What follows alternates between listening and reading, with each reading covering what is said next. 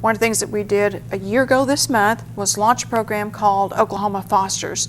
And Oklahoma Fosters set a goal of getting an additional 1,000 families involved in being a foster parent or an adoptive parent to take our children who are in state custody because of no reason of their own. It may be that their parents are in prison, may have substance abuse, poverty issues, could be just neglect or something going on in their family and they go into state custody.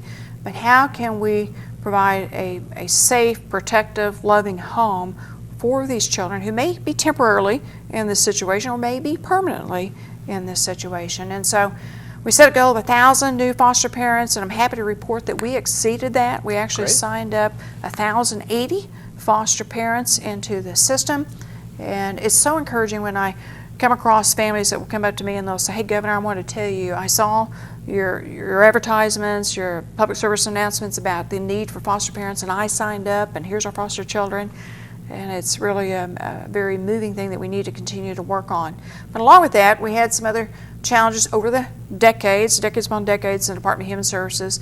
At one point in 2014, we had 11,500 children out of their homes in some type of state system.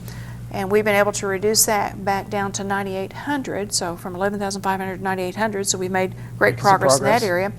And then we've always had a shortage over the years, what I felt was a shortage of caseworkers. We've had those that have retired, those that have left, maybe people just didn't go into it in the first place. So we, over the years, have allocated $150 million new dollars into Department of Human Services, and we've been able to hire an additional 800 caseworkers, child caseworkers into that profession. That's a hard job, by the way. Yeah. It's not easy. My mother was a caseworker, a social worker when I was growing up until she retired. We've been able to help the lower paid caseworkers get a better pay so we can keep them on the job, get them more training, certainly develop better systems, and to be able to move a lot of our children who are going into shelters, just group shelters, but be able to move them into homes with loving people. And that makes a difference, so these kiddos are not just kind of lost within the system somewhere. Well, and our number one goal is we don't want a child to age out, in other words, turn 18 and be out of the system and still be in the system.